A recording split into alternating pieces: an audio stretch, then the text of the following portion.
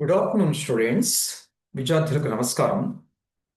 క్రితం పాఠంలో నేను గడిచిన సంవత్సరంలోని March AP SSC question paper తీసుకుని కొన్ని సమాధానాలు రాబట్టాను. ఇవాళ నిన్న ఒక ప్రశ్నకి గ్రాఫ్ గీయలేదు, అది గీయడంతో మొదలు పెడతాను. ఆ ప్రశ్నను చూద్దాం.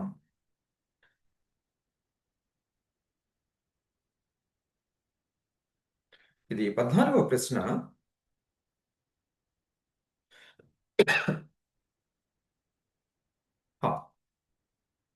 ఇది ఏముంటుందంటే పి ఆఫ్ ఎక్స్ అనే ప్రమేయానికి గ్రాఫ్ ని గీయమంటున్నారు. ఇక్కడ ఈ ప్రమేయం ఏమిటి? ఇది వర్గ బహుపది. ఓకే, దీనికి గ్రాఫ్ ని గీయమంటున్నారు. దాని నుంచి శూన్యాలను కనుక్కోమంటున్నారు. ఈ బహుపదికి శూన్యాలను కనుక్కోమంటున్నారు గ్రాఫ్ నుంచి. ఇది ఎలా చేస్తాం?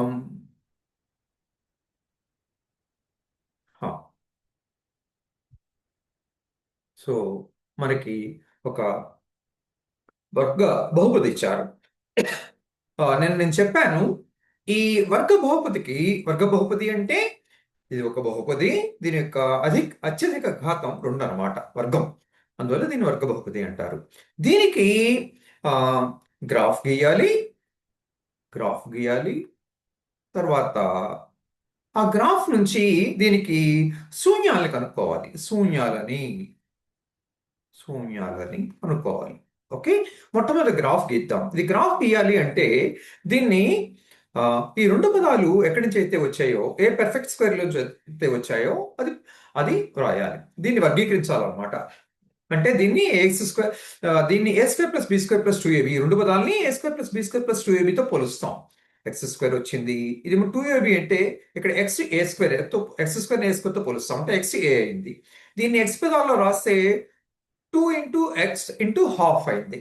ఓకే, ఎక్స్ కదా, ఎక్స్. ఈ పదాన్ని ఈ ఏ పదాల్లో 2 ఇంటూ ఏ అంటే X, A square X square A అంటే ఎక్స్ రాయండి. తర్వాత ఈ 2 ఎందుకు తెస్తున్నా అంటే A square plus 2ab plus B square కదా, అందుకని 2ab తెస్తున్నా. 2 రాశాను, ఏ రాశాను. తర్వాత ఎక్స్ దీనికి సమానం అవ్వాలంటే 2ని అర పెట్టి గుణించాలి. ఆ విధంగా ఎక్స్ ని మనం 2 ఇంటూ ఎక్స్ ఇంటూ అర అని రాయొచ్చు. ఆ విధంగా ఇది 2ab పదం అవుతుంది అనమాట. ఇది ఏ స్క్వేర్ ఎక్స్ స్క్వేర్ అయినప్పుడు ఇది 2ab పదం అవుతుంది. అంటే బి స్క్వేర్ ఏమవుతుంది అనమాట, బి ఏమవుతుంది, ఆర్ అవుతుంది. అంటే B square plus half whole square అవుతుంది. అంటే ఇప్పుడు ఇదంతా ఏమైంది, A square plus 2ab plus B square అయింది. ఇక్కడ -12 ఉంది. అంటే ఈ అర హోల్ స్క్వేర్ ని అదనంగా కలిపాం, అందులో తీసేసేయాలి. మైనస్ అర హోల్ స్క్వేర్ అంటే ఇప్పుడు ఏమవుతుంది, A square plus 2ab plus B square అంటే A plus B whole square. A అంటే ఎక్స్ ప్లస్ బి అంటే అర హోల్ స్క్వేర్ అవుతుంది. A square plus 2ab plus B square అంటే A plus B whole square కనుక దీన్ని మైనస్ కామన్ తీయండి. 12 plus 1/4, 12 plus 1/4 అంటే 12 అంటే 12/1 అనమాట. ఇది మిశ్రమ భిన్నం లాగా 12 1/4, 14 ప్లస్ 1 49/4 అవుతుంది. మిశ్రమ భిన్నం లాగా చేయొచ్చు. అయితే 12/1 అనుకుని కాసా కట్టి చేయొచ్చు. అది 49/4 అవుతుంది. ఓకే, ఈ చివరి కదా రావట్లేదు.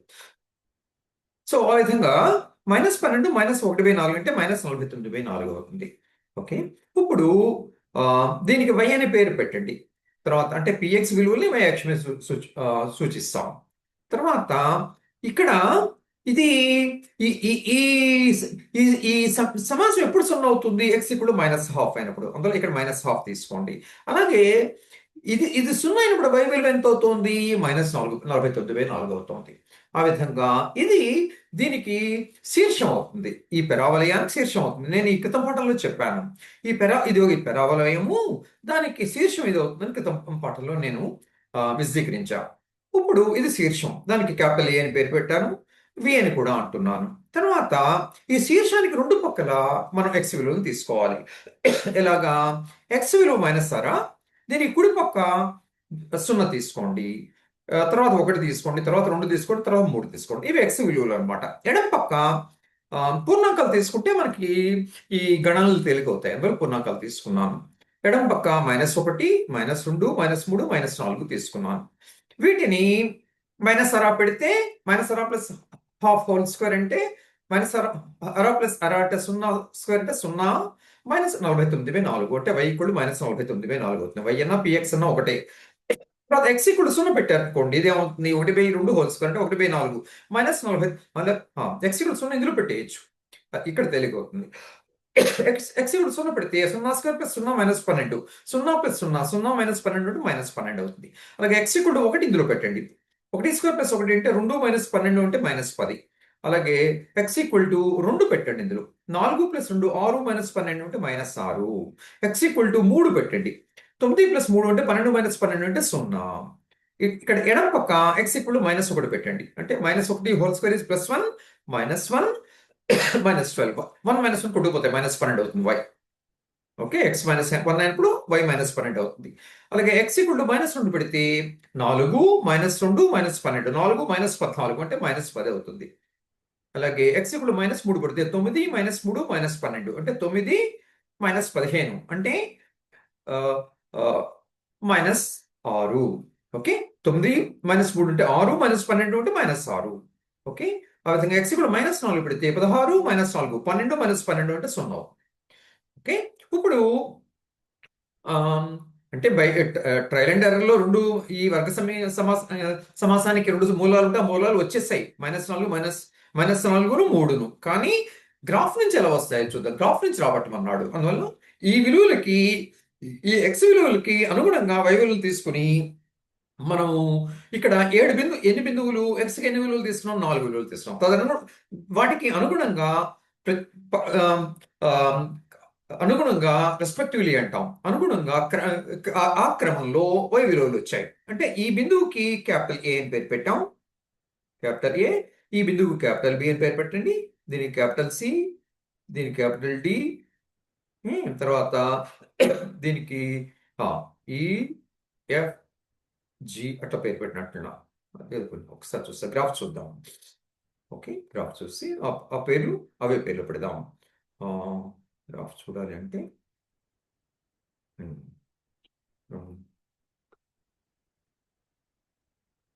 ఓకే డెస్క్టాప్లోకి వెళ్ళాలి. ఓకే డౌన్లోడ్స్లో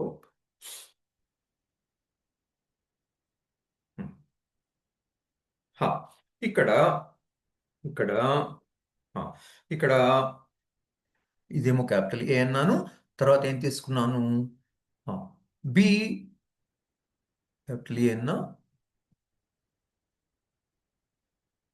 బిసిడి అని తీసుకున్నా. ఇటుపక్క ఎఫ్జిహెచ్ఐ అని తీసుకున్నా. అది సో ఇవేమవుతాయి బిసిడి అని తీసుకున్నా. ఇక్కడ బి తీసుకోలేదు 0 తీసేసుకున్నాను నేను. ఇక్కడ బి ఏమో ఎక్స్ ఇక్కడ 1 ఈ జీరోకి ఏమి ఇక్కడ ఏం పేరు పెట్టలేదు. బిసిడి ఎఫ్జిహెచ్ఐ అని పేరు పెట్టా. దీనికి ఏ అని పేరు పెట్టండి. ఓకే ఈ బిసిడి బిసిడిఈ అని పేరు పెడదాం. ఎఫ్జిహెచ్ఐ పెడదాం. ఓకే సో ఇక్కడ ఇది ఏ అని పేరు పెట్టా. ఓకే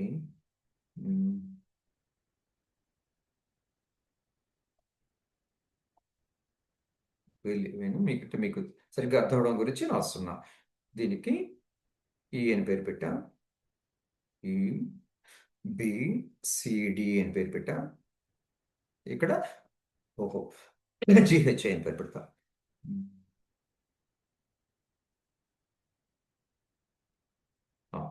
సో ABCDEF FGHI అని పేరు పెట్టాలి. పేర్లు ఏమైనా పెట్టచ్చు. అంటే ఇక్కడ పెట్టిన పేర్లే గ్రాఫ్లో రావాలని నా ప్రయత్నం. ఓకే అంటే ఇక్కడ ఏమవుతుంది 0, -12 తీసుకోవాలి. ఓకే ఇక్కడ ఓ అంటే 0, -12 తీసుకోవాలి.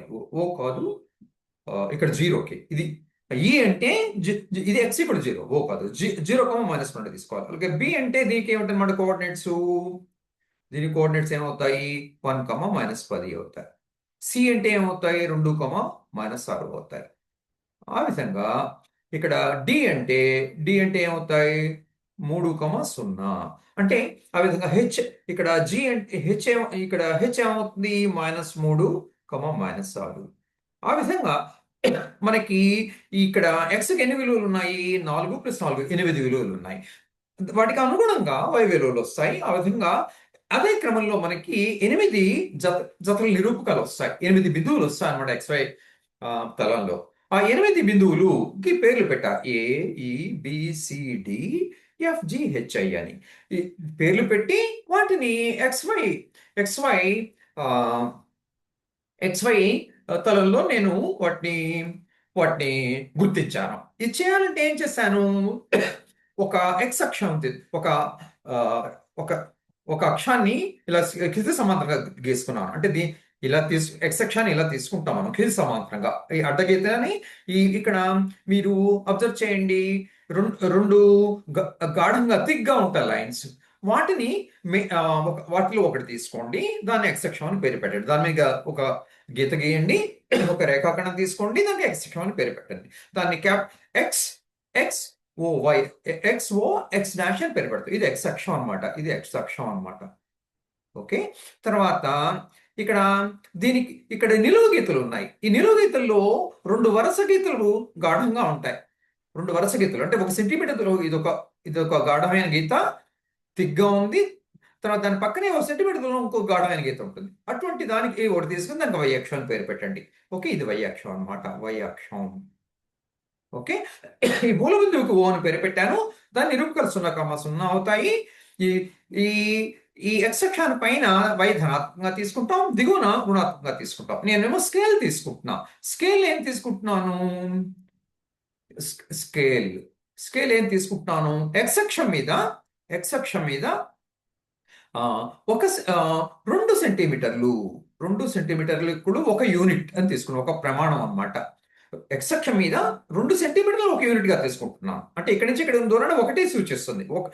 తర్వాత ఇంకో 2 సెంటీమీటర్లు పోయాక ఒకటి కలిపితే 2 వస్తుంది. అంటే 1, 2 మధ్య సంఖ్య ఉండే దూరాన్ని 2 సెంటీమీటర్లు సూచిస్తారు. ఆ విధంగా స్కేల్ ఎక్స్ అక్షం మీద స్కేల్ ఏమిటి? 2 సెంటీమీటర్లు ఈక్వల్ టు ఒక ప్రమాణం, ఒక యూనిట్ అంటాం. అలాగే వై అక్షం మీద స్కేల్ ఏమిటంటే 1 సెంటీమీటర్ ఈజ్ ఈక్వల్ టు ఒక ప్రమాణం. అంటే ఇదేమో y 0 అనమాట, ఇదేమో y 1 అనమాట.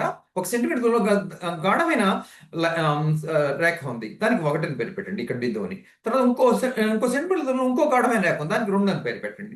ఆ విధంగా 1, 2, 3 అట్లాగా ఎక్స్ పైన తీసుకుంటాం.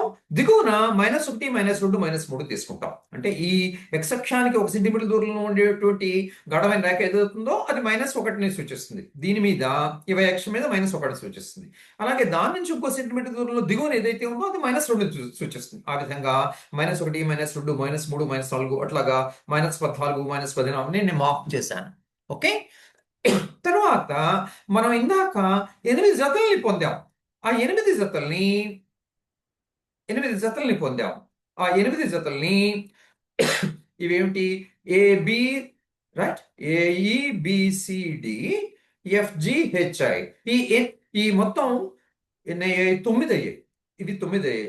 4 + 1 5 + 4 9 జతల నిరూపకాలు 9 బిందువులు అయ్యాయి అన్నమాట. ఈ 9 బిందువులని ఈ ఈ ఈ నిరూపకాలను వాడి గుర్తించండి. ఈ నిరూపకాలను వాడి ఈ గ్రాఫ్ లో ఈ 9 బిందువులు, ఇదేమో క్యాపిటల్ ఏ, ఇదేమో క్యాపిటల్ బి, ఇదేమో క్యాపిటల్ సి. క్యాపిటల్ ఏ అంటే ఏమిటి? -1/2, ఇది -1/2. తర్వాత -49/4, ఇదేమో -48, -12 ఉంది కదా, -48 అనమాట. దానికి తర్వాత -48, 12 1/4 తీసుకోవాలంటే -12 నుంచి -13 వరకు మధ్యలో 2.5 మిల్లీమీటర్లు తీసుకోవాలన్నమాట.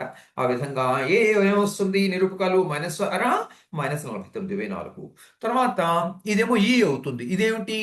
-12,0. ఇదేమో బి అన్నమాట, ఇదేమో సి, ఇదేమో డి.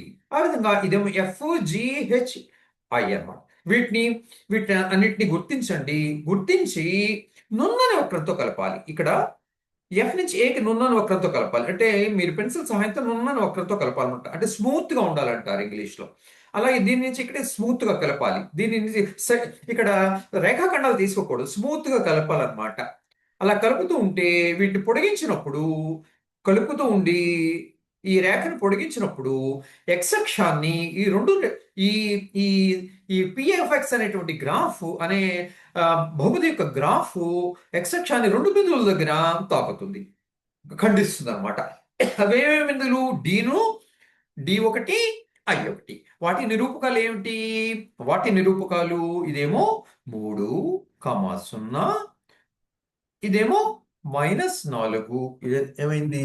-4. ఐ నిరూపకాలు ఏమిటి?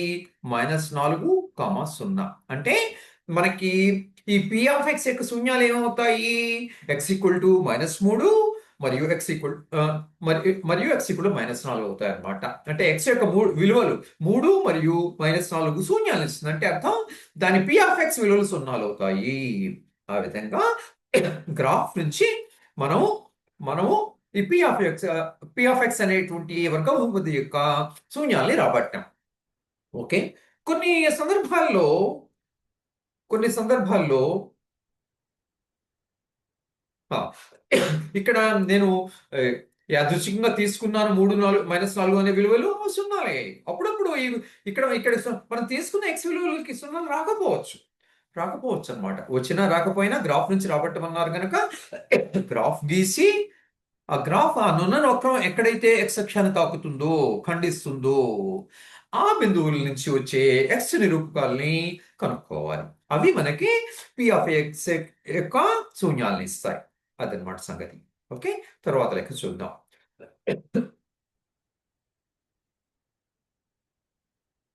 ఆ, ఇది ఆ, ఇది ఓ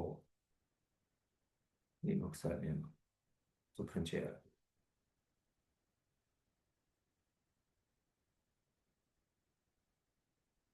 దాన్ని ఏమంటారు? ఖరాబ్ చేసి మనం శుభ్రం చేసుకోవాలి. Okay, right. ఇప్పుడు ఓకే, ఇదేంటి? ఈ లెక్కకి వెళదాం.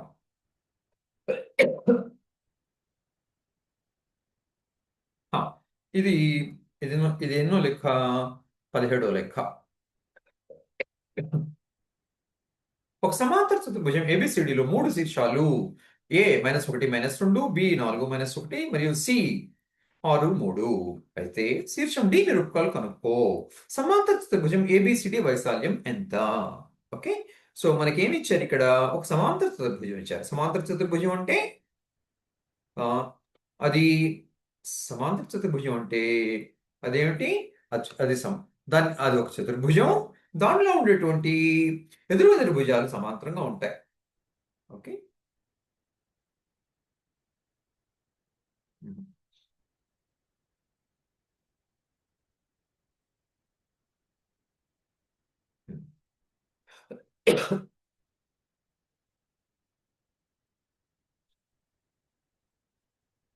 ఓకే. తర్వాత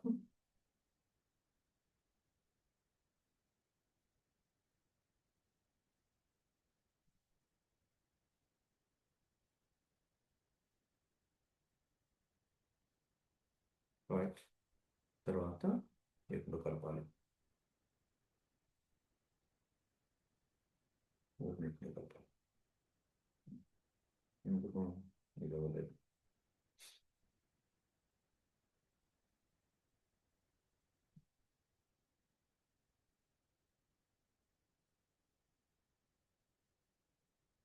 ఓకే, ఇది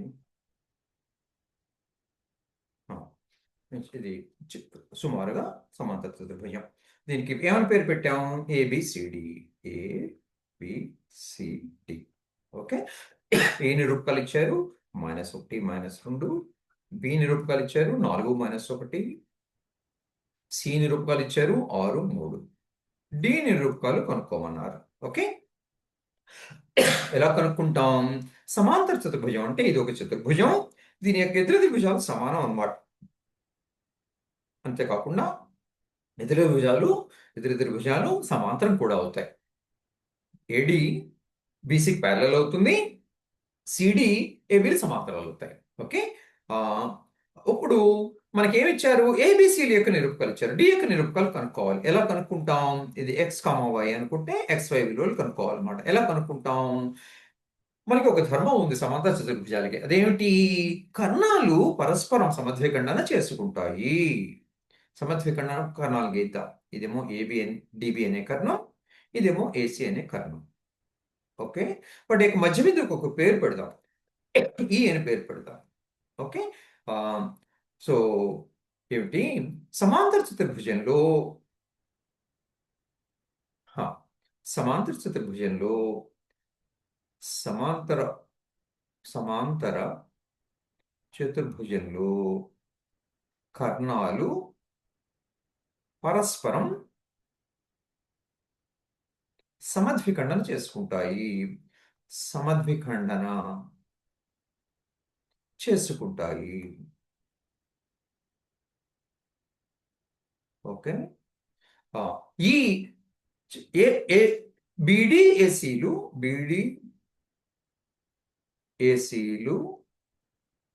ఈ వద్ద ఖండించుకుంటాయి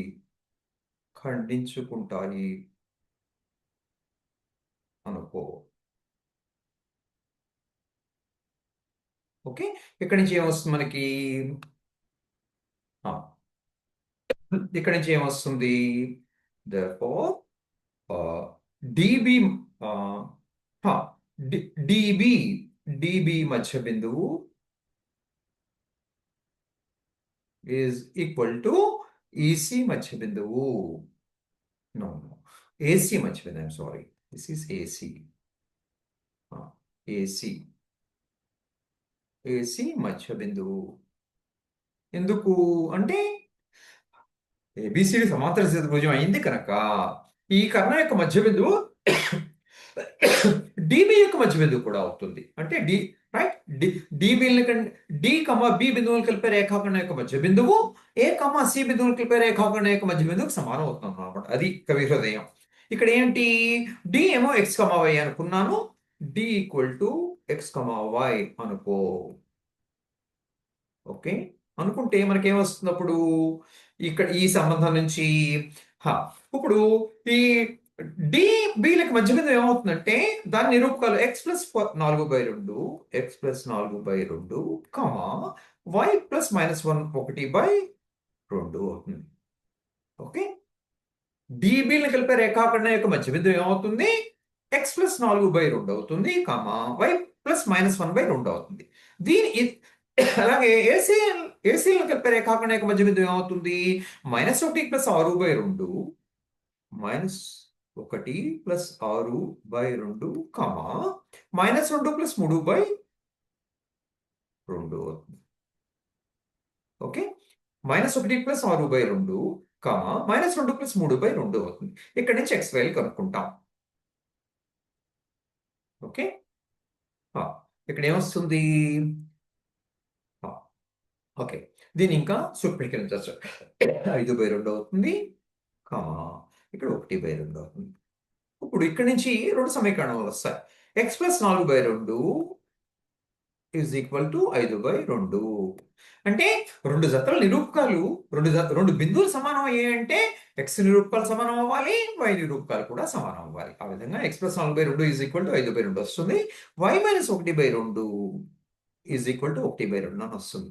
ఇక్కడి నుంచి అంటే వై నిరూపకాలు అనుగుణ వై నిరూపకాలు ఇక్కడ వై నిరూపకం, ఇక్కడ వై నిరూపకం సమానం అవుతుంది. అంతేగాని ఎక్స్ నిరూపకం వై నిరూపకానికి, వై నిరూపకం ఎక్స్ నిరూపకానికి సమానం కావు.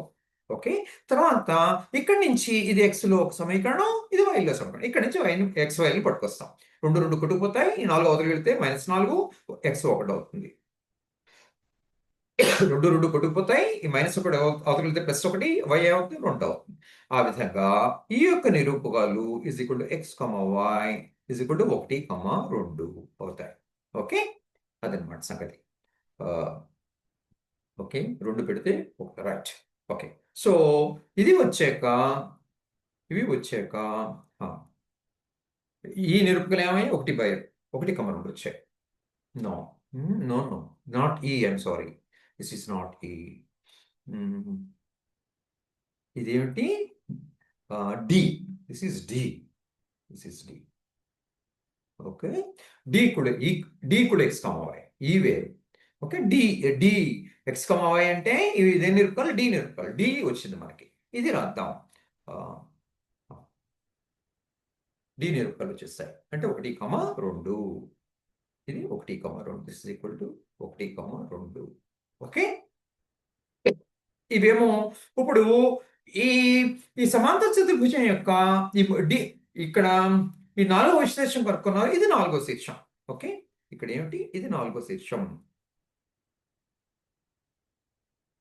నాలుగో శీర్షం డీని కనుక్కోమని, ఇది నాలుగో శీర్షం. నాలుగవ శీర్షం మనకి తెలుసని వాళ్ళకి తెలియాలి కదా, అందుకని నాలుగో శీర్షం. ఓకే. ఇప్పుడు ఈ సమాంతర చతుర్భుజం యొక్క వైశాల్యాన్ని కూడా కనుక్కోమన్నారు. వైశాల్యం ఎలా కడతాం? వైశాల్యం ఎలా కడతాం? ఈ త్రిభుజం ఏబిడి మరియు ఈ త్రిభుజం బిసిడి, ఈ మూడు ఈ రెండు త్రిభుజాలు కాంగ్రుయెంట్ గా ఉంటాయి. ఓకే. సర్వసమానంగా ఉంటాయి. ఎందుకు? ఏబి భుజం పొడవు డిసి భుజం పొడవుకి సమానం, ఏడి భుజం పొడవు బిసి భుజంకి సమానం. ఈ బిడి అనేటువంటి కర్ణం రెండిటికి ఉమ్మడి. అందువల్ల త్రిభుజం ఏబిడి త్రిభుజం బిసిడిలు తుల్యాలు అవుతాయి. ఓకే. కాంగ్రుయెన్స్ మరి ఏమంటారు? ఇంగ్లీష్లో కాంగ్రుయెంట్ అంట. ఓకే. ఆ విధంగా తో ఇక్కడ రాద్దాం.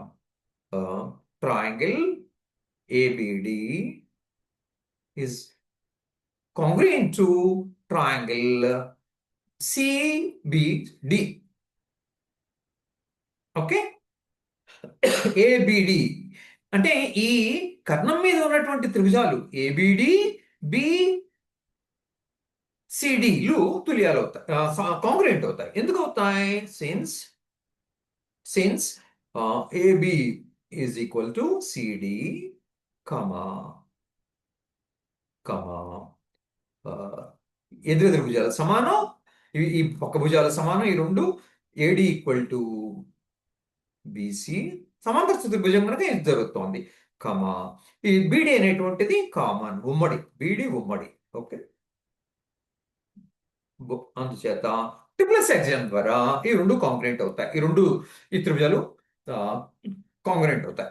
ఇప్పుడు మొత్తం మనకు కావాల్సిన ఈ సమాంతర చతుర్భుజం వైశాల్యం, ఈ త్రిభుజం వైశాల్యం ప్లస్ ఈ త్రిభుజం వైశాల్యం అంటే ఈ రెండు కాంగ్రుయెంట్ అయ్యే గనక మనకు కావాల్సిన సమాంతర చతుర్భుజం వైశాల్యం ఇందులో ఒక త్రిభుజం యొక్క వైశాల్యానికి రెట్టింపు అవుతుంది అనమాట. therefore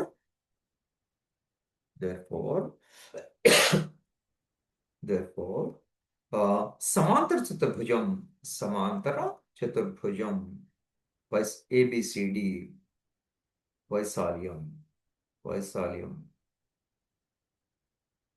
is equal to 2 times triangle ABD వైశాల్యం.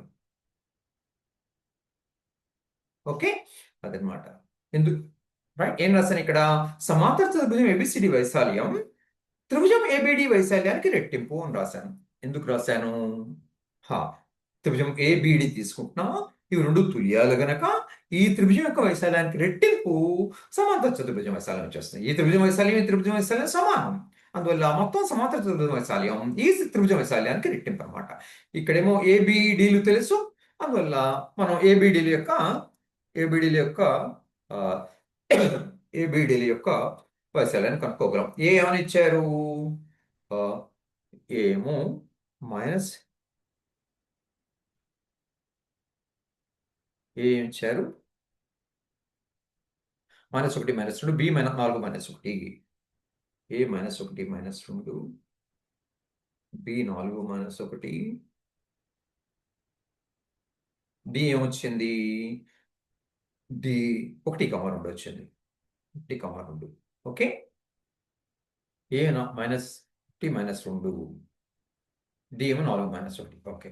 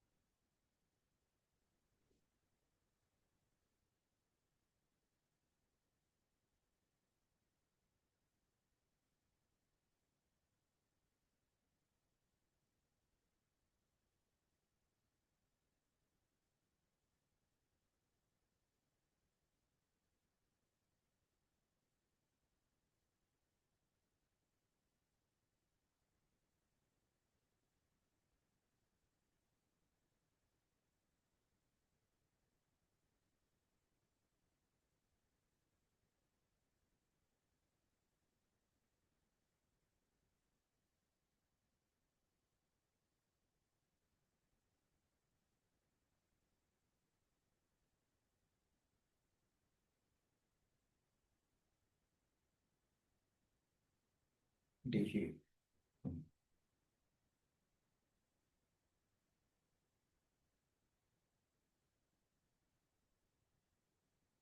డిఏ డిఏ ఎంత 1 + 1 4 plus 16 this is DA 1 + 1 4 plus 2 + 2 4 16 20 వద్దాం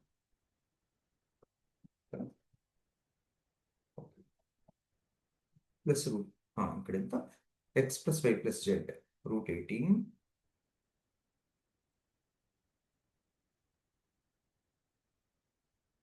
plus √20 by 2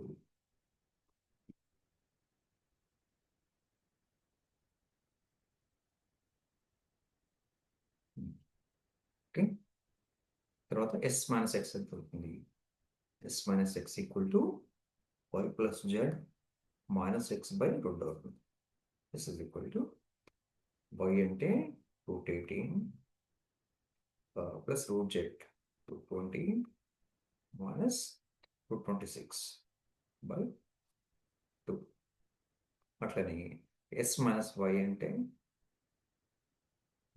x + z - y by 2 ఇది ఎంత అవుతుంది x అంటే √26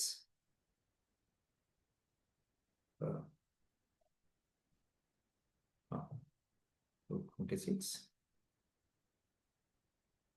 plus z √z √20 minus y అంటే √18 బై 2 s - z అంటే this is x + y - z by 2 this is x అంటే √26 plus y అంటే √18 minus z అంటే √20 ఓకే అందువల్ల therefore delta square is equal to s into s minus x into s minus 1 into s minus j. This is equal to multiply plus this. And plus delta square. Okay.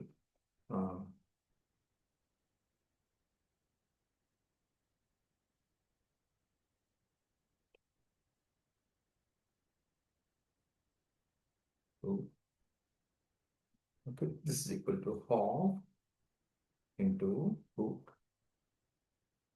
3 into 1 plus 10, 1 plus √10 into 2 √10 minus 1.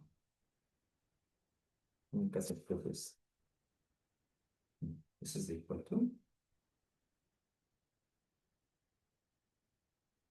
half the delta. Therefore, this is equal to half. This is equal to root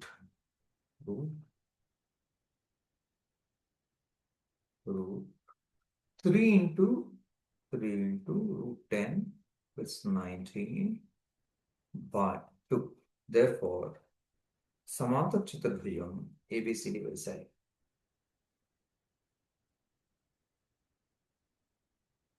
is equal to √3 into √10 plus 19.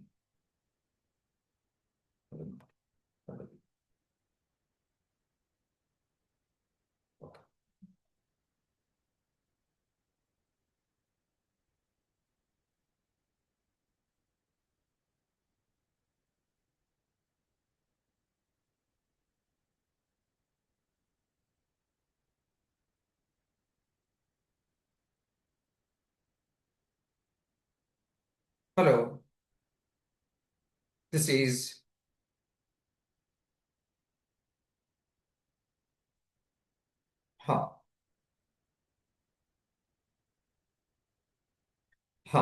Welcome back ఇటు the lesson. నేను ఈ ABD అనేటువంటి త్రిభుజానికి వైశాల్యాన్ని కనుక్కుంటున్నా. ABD అనేటువంటి త్రిభుజానికి వైశాల్యాన్ని కనుక్కుంటున్నా.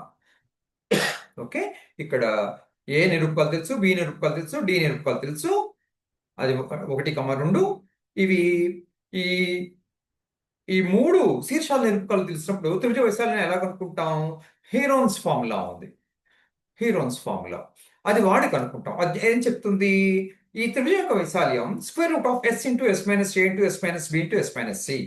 Small a small b small c కనుక త్రిభుజం యొక్క భుజాలు అయితే అప్పుడు ఎస్ అనేది సెమీ పెరిమీటర్, అంటే దీని యొక్క పరిధి ఏ ప్లస్ బి ప్లస్ సిలో సగం అనమాట. A plus B plus C by 2 అయితే అప్పుడు ఈ త్రిభుజం యొక్క వైశాల్యం square root of yes into yes minus A into yes minus B into yes minus C అవుతాం. అది వాడి కనుక్కుందాం. ఇప్పుడు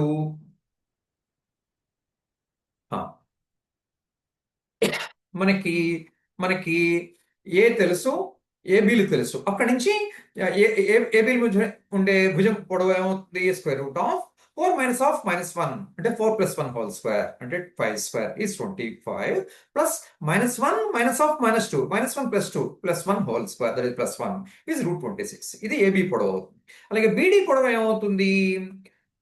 4 - 1 whole square that is 3² is 9 plus -1 - 2 whole square that is -3 whole square is 9 అంటే √18 అవుతుంది. అలాగే డిఏ ఎంత అవుతుంది? 1 - -1 that is 1 + 1 2 whole square is 4 plus 2 - -2 that is 2 + 2 that is 4 whole square is 16 that is √20 అవుతుంది. సో ఏబిబిడిడిఏలు వచ్చాయి. అవి XYZ అనుకోండి. So semi perimeter ఎంత అవుతుంది? ఈ మూడింటిని కలిపితే పెరిమీటర్ వస్తుంది ఆ త్రిభుజానికి. దాంట్లో సగం అనమాట. అది ఎస్ అవుతుంది. అంటే ఈ 3 కలపండి. √26 + √18 + √20 దాంట్లో సగం తీసుకోండి. అది ఎస్ అవుతుంది. ఎస్ మైనస్ ఎక్స్ ఎంత అవుతుంది? వీటిల్లోంచి ఎక్స్ ని తీసేసేయాలి. -x అంటే -2x + దిస్ -2x + x అంటే -x అవుతుంది అనమాట. y + z - x అవుతుంది. అంటే YZ లేమో √18 తర్వాత z ఏమో √20 మైనస్ x అంటే √26 అనమాట. x అంటే √26/2 అవుతుంది. ఆ విధంగానే s - y కూడా కనుక్కోవచ్చు. s - y ఏమవుతుంది? s - y ఇందులోంచి y తీసేస్తే s లోంచి y తీసేస్తే -2y + y అంటే -y వస్తుంది అనమాట. x + z - y/2 అవుతుంది. x, y, z ప్రతిక్షేపించండి. అప్పుడేమో ఇది వస్తుంది. అలాగే s - z అంటే s లోంచి z ని తీసేయాలి. అంటే -z అవుతుంది. -z/1 అంటే -2z/2 అవుతుంది. అంటే x + y + z -2z/2 అంటే x + y - z అవుతుంది. /2 అవుతుంది. x, y, z లో ప్రతిక్షేపించండి. అప్పుడు s - z వస్తుంది. ఈ 3 వచ్చాక మొత్తం s కూడా తెలుసు కనుక ఈ 4 గుణాంకాలు తెలుసు. ఈ 4 కారణాంకాలు తెలుసు. వాటిని వాటిని గుణించండి. అంటే గుణించి స్క్వేర్ రూట్ తీసుకోవాలన్నమాట. ఇక్కడ గుణించేటప్పుడు ఒకటి గమనించాలి. ఇక్కడ ఏమిటి? అన్నిట్లోనూ హారాల్లో 2 ఉంది. 2 ఎస్కి 2 ఉంది, ఎస్ మైనస్ ఎక్స్కి 2 ఉంది, ఎస్ మైనస్ వైకి 2 ఉంది, ఎస్ మైనస్ జెడ్కి 2 ఉంది. ఇందులో హారాలు అన్నిట్లో అన్ని ఏమవుతాయి? 2/4 అవుతాయి. బయటకు వస్తే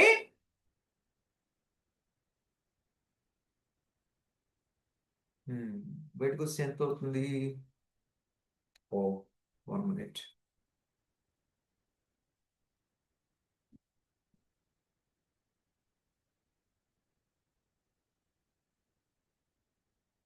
చదువుతున్నా చేస్తా. ఓకే, చేస్తా.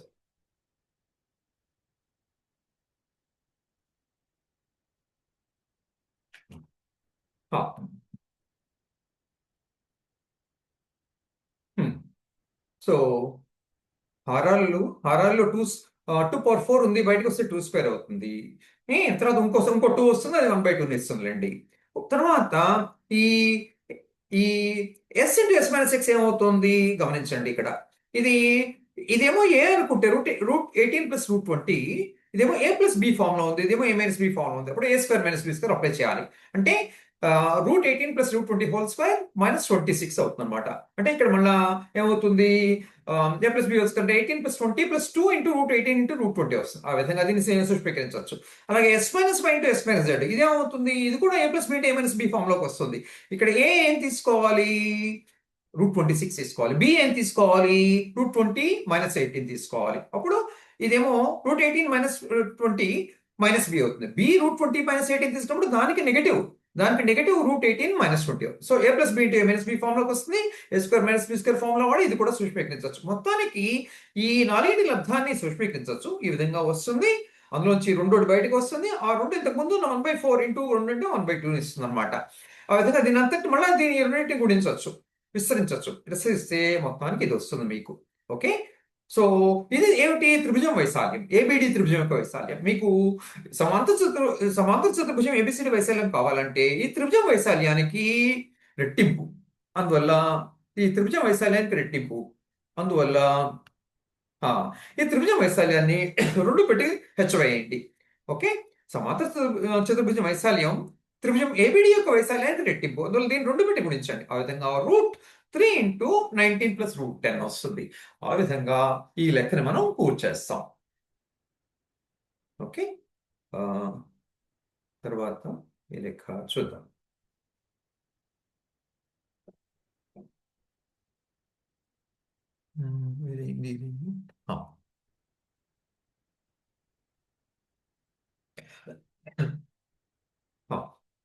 దీనికి దీనికి హింట్ ఇస్తాను. నేను బహుశా చేయడానికి టైం సరిపోదేమో.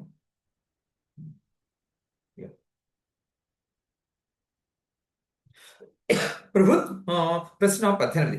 ప్రభుత్వం అర్ధబాధితులకి 1500 గుడారాలు నిర్మించాలి. గుడారం స్తూపంపై శంకు బోర్లించినట్లు ఉంది.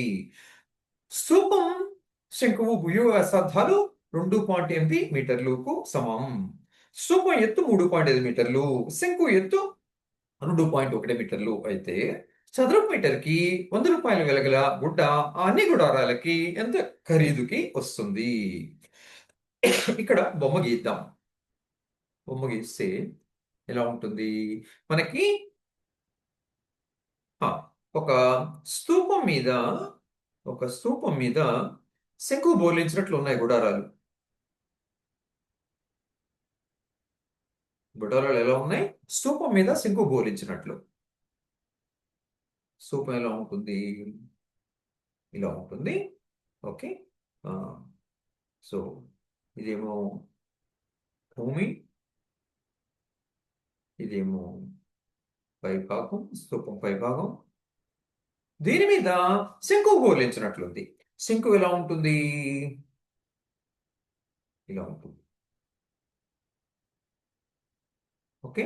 ఇక్కడ ఈ శంఖు యొక్క భూవ్యాసార్థం స్తూపం యొక్క భూవ్యాసార్థం సమానం. ఓకే. ఈ శంఖు యొక్క భూవ్యాసార్థం స్తూపం యొక్క భూవ్యాసార్థం సమానం. సో ఏమొస్తాయి మీకు? ఇదేమో వ్యాసార్థం అనుకుంటాం. అలాగే ఇక్కడ ఇది శంకు యొక్క భూవ్యాసార్థం, ఇది రెండు సమానం. ఓకే. ఇది R అనుకోండి. స్తూపం ఎత్తు ఇచ్చారు. స్తూపం ఎత్తు ఎంత ఇచ్చారు? 3.8 మీటర్లు అనుకుంటా. స్తూపం ఎత్తు 3.5 మీటర్లు, శంకు ఎత్తు 2.1 మీటర్లు. ఇప్పుడు స్తూపం ఎత్తు అంటే ఇక్కడి నుంచి ఇంతవరకు 3.5 మీటర్లు, ఇక్కడి నుంచి ఇక్కడికి స్తూపం ఎత్తు అనమాట.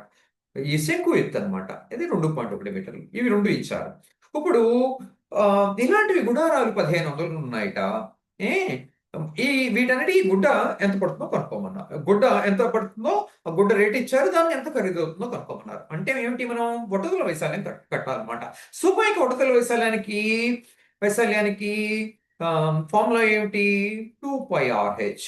ఓకే. తర్వాత ఈ శంకు యొక్క ఒటతుల వైశాల్యానికి ఫార్ములా ఏమిటి? πRh. πRS అంటారు, πRL అంటారు. ఇదనమాట ఒక్కొక్క ఒక్కొక్క గుడారం యొక్క ఒటతుల వైశాల్యం, బాహ్యతల వైశాల్యం అనమాట. దీన్ని సింప్లిఫై చేయాలి. R ఇచ్చారు, H ఇచ్చారు, L తెలియదు. RH ఎలా కనుక్కోవాలి? H తెలుసు మనకి, ఇక్కడి నుంచి ఇక్కడికి తెలుసు, ఇక్కడి నుంచి ఇక్కడికి తెలుసు. ఓకే. ఇక్కడి నుంచి ఇక్కడికి తెలుసు. ఇది H అని తెలుసు మనకి. సో H తెలుసు, R తెలుసు. L ఎంత అవుతుంది? √H² + R² అవుతుంది. పైథాగరన్ సూత్రం ప్రకారం L ఎంత అవుతుంది? √H² + R². H ఏమో 2.1, R ఏమో R కూడా ఇచ్చారు. R ఎంత ఇచ్చారు? R 2.8 ఇచ్చారు. సో ఆర్ తెలుసు, హెచ్ తెలుసు, అందులో ఎల్ కనుక్కోగలరు. అదేవిధంగా ప్రతి గుణారం యొక్క బాహ్య తల వైశాల్యం, బాహ్య ఉప తల వైశాల్యం కనుక్కోవచ్చు. ఓకే. తర్వాత అది అయ్యాక దాన్ని 1500 పెట్టి గుణిస్తే మొత్తం 1500కి 1500 గుడారాలకి పట్టే గుడ్డ యొక్క వైశాల్యం వస్తుంది అనమాట. దీన్ని 1500 పెట్టి గుణించాలి, దీన్ని 1500 పెట్టి గుణించాలి. ఓకే.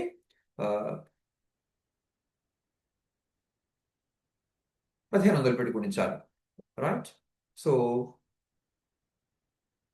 తర్వాత ఒక్కొక్క ఒక్కొక్క గుడారానికి చదరపు మీటర్కి 100 రూపాయలు అవుతుంది. సో ఇది కొన్ని చదరపు మీటర్లు వస్తుంది. దాన్ని 100 పెట్టి గుణిస్తే మొత్తం మొత్తం ఇంత గుడ్డకి ఇన్ని మీటర్ల వైశాల్యం గల గుడ్డకి మనకి ఎంత ఖరీదవుతుందో తెలుస్తామట. అంటే ఇక్కడ వచ్చింది ఇది ఎక్స్ అనుకుంటే 100x అనమాట. దాన్ని 100 పెట్టి గుణించాలి. ఇది మొత్తం మొత్తం గుడ్డకంతా అన్ని గుడారాలకు కావాల్సిన గుడ్డకి అయ్యే ఖర్చు అనమాట ఇది. ఆ విధంగా చేయాలి. ఇది నాకు సమయాభావం అయింది. అందువల్ల మీరు ప్రయత్నించండి. ఓకే. Thank you.